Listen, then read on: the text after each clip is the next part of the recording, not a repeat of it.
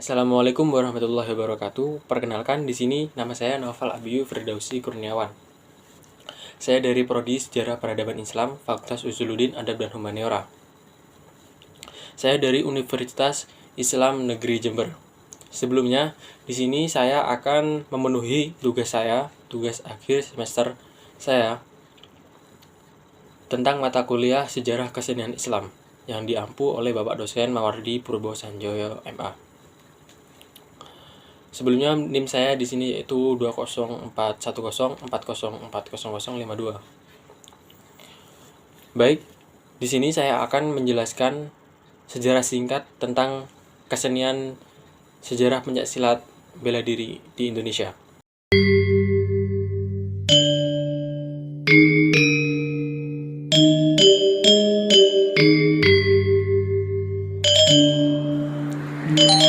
Yaitu ada pada zaman nenek moyang kita. Ini penjelasan singkat saja yang telah saya rangkum dari beberapa sumber, yaitu dengan metode penelitian saya, yaitu menggunakan penelitian kepustakaan atau mengambil referensi-referensi dari jurnal ataupun makalah ataupun skripsi dari penelitian-penelitian terdahulu tentang sejarah pencaksilat yang ada di Indonesia ini. Baik, saya akan bacakan penjelasan singkatnya, yaitu pencaksilat sendiri yaitu ada pada zaman nenek moyang kita. Apabila dilihat dari sejarah pencaksilatnya, telah ada dari zaman nenek moyang dan diturunkan dari generasi ke generasi. Pada zaman dulu, kemampuan bela diri ini diperlukan untuk mempertahankan kehidupan atau kelompok dari tantangan alam. Untuk itu, mereka menciptakan gerakan bela diri sederhana dengan menirukan binatang di sekitarnya. Gerakan itu kemudian dikembangkan atau seiring berkembang dengan keterampilan-keterampilan suku-suku yang ada di Indonesia dalam menggunakan parang, perisai, dan tombak. Pada zaman kerajaan, kemampuan bela diri ini yang sungguh tinggi memang sangat memerlukan dalam mempertahankan dan kekuasaan atau wilayah supaya tidak ditaklukkan oleh kerajaan lain, seperti itu. Untuk penjelasan awalnya. Dan selanjutnya yaitu pada 18 Mei 1948 didirikan organisasi pencaksilat di Indonesia yang bernama Ikatan Pencaksilat Indonesia atau bisa disingkat dengan IPSI. IPSI sendiri diprakarsai oleh Pusat Kebudayaan, yaitu oleh Bapak Wongso Negoro pasca kemerdekaan.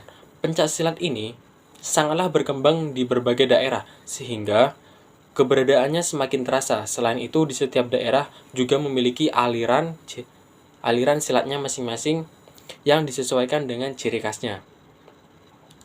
Wonosobo memimpin IPSI hingga tahun 1973, kemudian digantikan oleh Brigjen Cokro Pranolo. Dalam masa kepemimpinannya, ia berhasil menyatukan aliran pencaksilat ke dalam IPSI yang disebut dengan 10 perguruan historis, yaitu